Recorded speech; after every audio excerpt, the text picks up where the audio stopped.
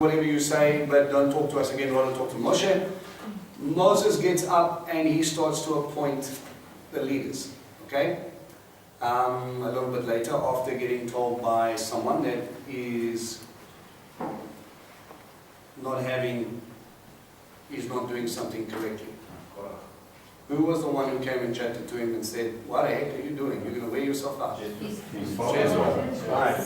So Moses gets reprimanded by old Jethro in a loving way, and he says, you can't take everything upon yourself. Leaders get appointed. 17.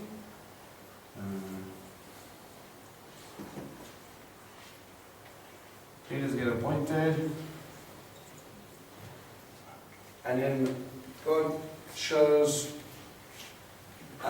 Joshua something cool. Yeah. I'm going to read from 24, verse 1. To Moshe, Adonai said, come up to Adonai, you, Aaron, Nadav, Abihu, and the 70 leaders of Israel. Prostrate yourselves at a distance while Moshe alone approaches Adonai. The others are not to approach, and the people are not to go with him. Moshe came up and told the people everything Adonai had said, including all the rulings. The people answered, with a voice we will obey, with one voice we will obey every word Adonai has spoken. Moshe wrote down all the words of Adonai. He rose early in the morning, built an altar at the base of the mountain, and set upright 12 large stones to represent the 12 tribes of Israel. He sent the young men of the people of Israel to offer burnt offerings and sacrifice peace offerings of oxen to Adonai. Moshe took half of the blood and put it in the basin. The other half of the blood he splashed against the altar. Then he took the book of the covenant and read it aloud, so that the people could hear, and they responded, everything that Adonai has spoken we will do and obey. Moshe took the blood, sprinkled it on the people. This is the blood of the covenant which Adonai has made with you in accordance with all these words. Let's go. Moshe, Aaron, and Nadav, Abihu, and 70 leaders went up. They saw the God of Israel. Under his feet was something like a sapphire stone pavement and clear as the sky itself. He did not reach out his hand against these notables of Israel. On the contrary, they saw God, and they were eating and drinking. Okay, what was the point of that?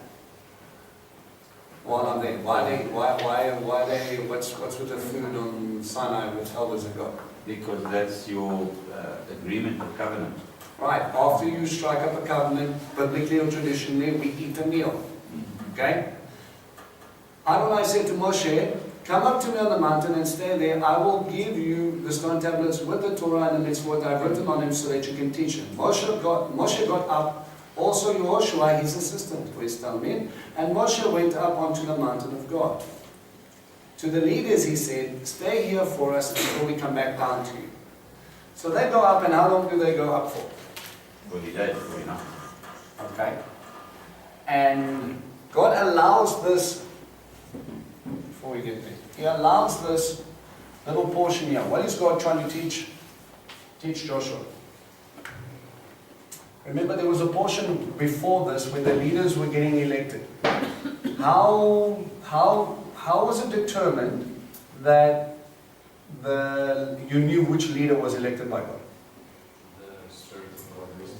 The Spirit of God rested on them. And was everybody there? Remember, they brought up a group of people who they thought? Two guys were still in the camp. Oh man, I'm having a light bulb moment, eh? Thinking of the two witnesses in Revelation. Anyway, they go and they're sitting over there. They come out and they prophesy.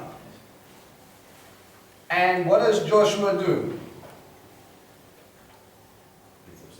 He gets grumpy.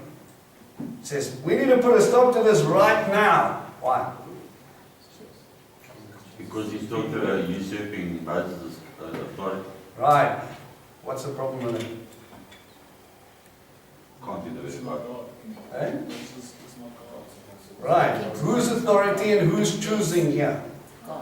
God. So Moses' seal of approval is not God's seal of approval. Okay? God is using Moses, but he's also picking out people himself. So just because, let's use a silly example.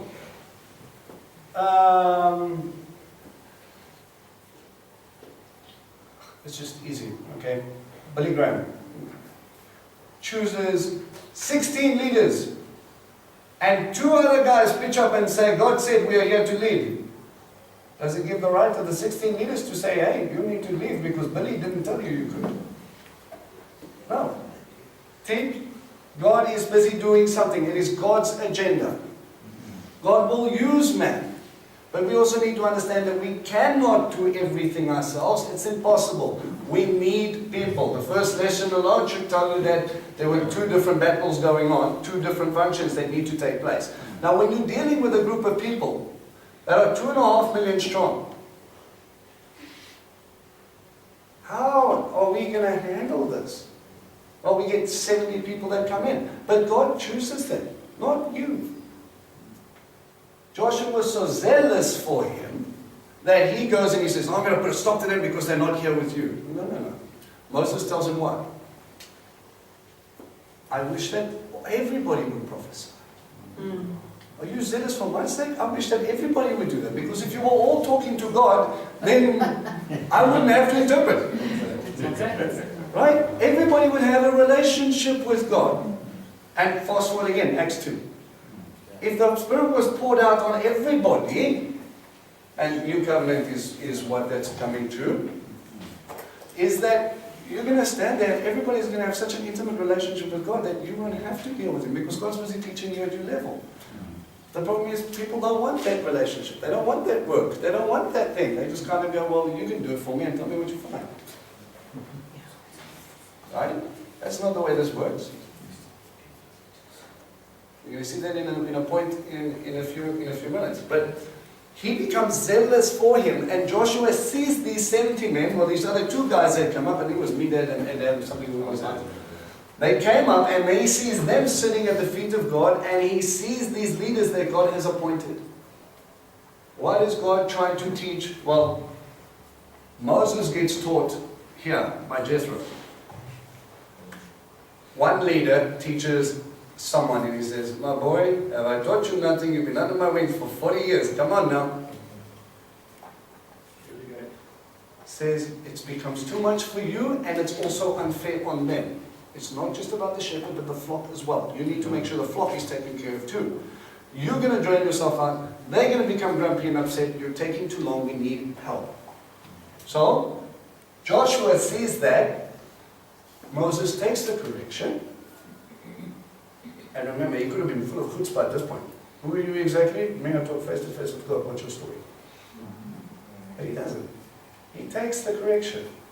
And he goes, okay, Abba, help me out you. Can you just point out the guys that you need to come up with? And he does. And all of a sudden, we are all on the same page. We've got 70 leaders, plus, who else is mentioned there? Who else went up to have the feast? Aaron was already chosen, for the Nadav and Abihu. So if we have the high priest and his 2 sons taking care of the tabernacle and their understanding thereof, and we've got these other leaders that are going to help us deal with the people, that's going to free me up, Joshua, so that I can do what I need to do. Do you understand? We need to be able to work together. It's interesting, sorry. Yeah. It's interesting how Moshe and Joshua went up. So the senior and the junior. And then you have Aaron and the Nadav and Abihu, the senior and the 2 juniors. Right. It's that transference. It's that preparation for the next generation. Right. Training up the next group. It's a good point. And he's getting taught here that we need to be able to work together. We need to be able to lock shields. I need to be able to rely on you doing your job so it free me up so I can focus on mine. But it's not the 70 elders and then they go up further. That's Moses and Joshua. And Joshua sits there waiting for his rabbi to come down for 40 days and 40 nights when he receives Torah. He's sitting over there waiting. Right? Fast forward to the next. Can I make this disappear? Yeah. You need it there.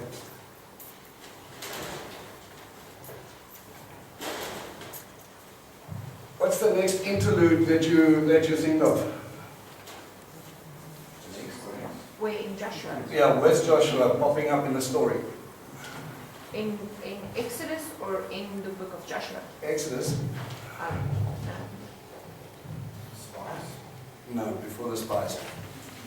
Where he was studying the temple.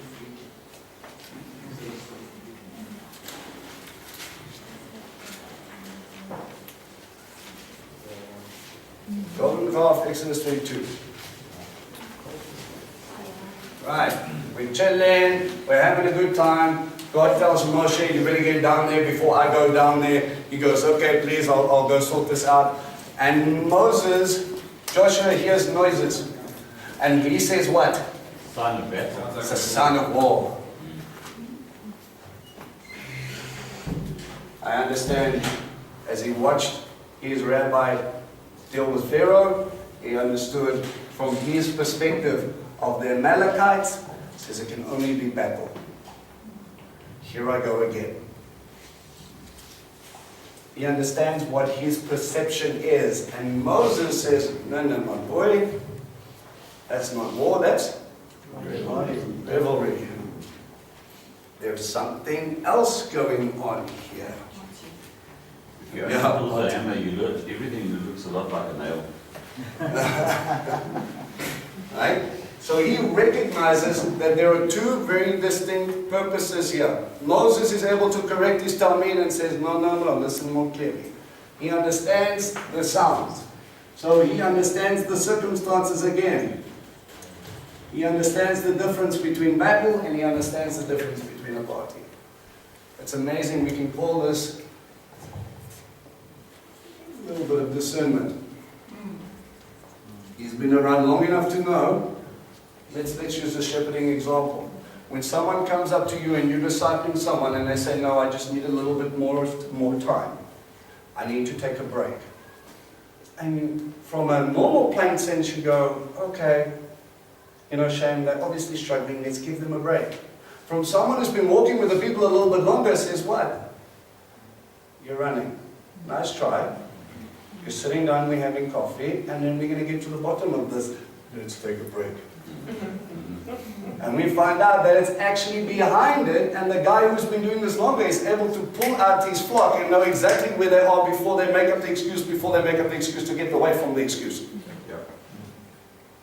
A lot of people don't like that though. I don't know. Must be my experience. So we get to the bottom of your rubbish, let's turn around. That's what you're really trying to say. So why don't we talk about that instead of dealing with the excuse? We need to understand. We need to be able to ask God for the discernment to be able to recognize exactly what's going on in the camp. Okay?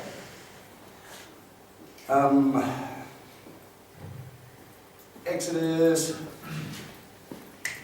33.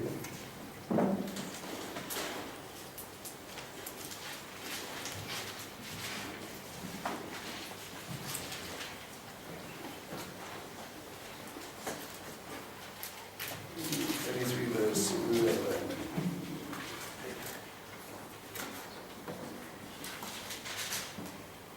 Let's see where we go.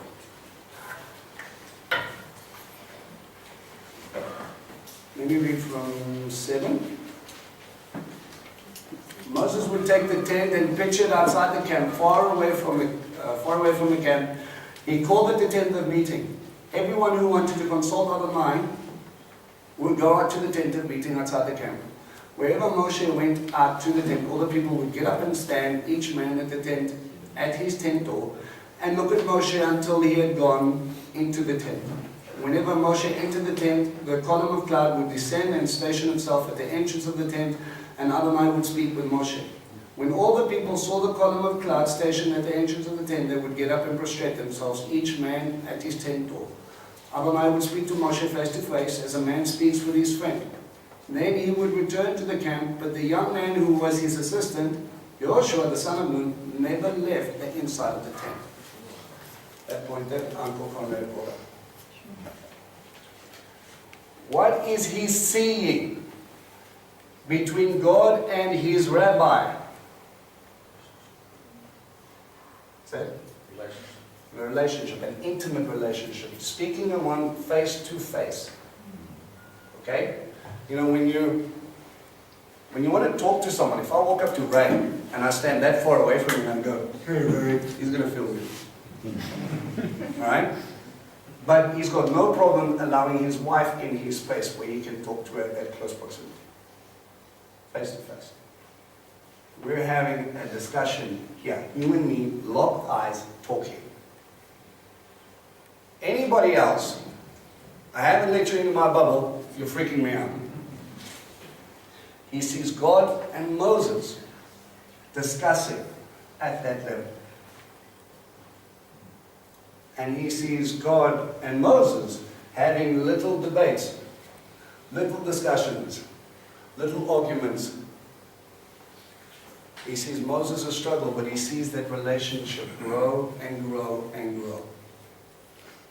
And he goes, how do I get that? How do I want that? And it blew my mind when I first saw that verse. You know, you read the verse, you read over it a few times, and you're like, but hang on a second, he never left the tent. How badly did he want that intimacy with God? It takes work. But it's your heart's desire that pushes you to be able to want that, to look for that. You know what I think people struggle most with? When you go on a tour to Israel, you go there and you spend 8 hours a day, you know, just talking about God continually. You don't care about where your next meal is coming from or how am I going to provide for it because God's already provided, so you have your shekels, right? You're not worried about what's happening on the outside world, really. And you switch off your phones and leave it behind. I do. I need to. Purely because I need to focus on the group and what I'm doing there. Not that I don't think about you guys, but I'm very focused on what God has got me doing. And I sit there and I forget about everything else. And I'm focused on Him and what He's trying to teach us and what He wants me to teach them. And in many cases we have, much like we have here, you'll go there with one idea in mind and then you'll start talking about something completely different than I'm not in your notes, and God would have you say, that's what I need that person to hear. And you only realize afterward what He's done, which is really cool, because you realize you couldn't say anything that would have helped in any way, shape or form because you never knew about the situation in the first place. So you get like a front row seat of what God's doing in people. And when you come back, you get stuck in this thing of distraction after distraction after distraction. Now all of a sudden I've got things to worry about besides my relationship with God. And I was sitting in the car, and I'm like, oh, what is it that is stuck in us that when we get here, what are we so busy with that we are... And I mean, I get stuck in the cycle as well. And I don't want to be stuck in the cycle. And I'm like, oh, you need to help me because I need more of this relationship, this intimate thing. And I mean... Guys, make no mistake, I have to spend a ridiculous amount of time in the Word and listening to teachings and commentaries and testing it and going through it before I stand up and I go and I'm able to do this. I do my part and God normally changes it and He talks about some other stuff.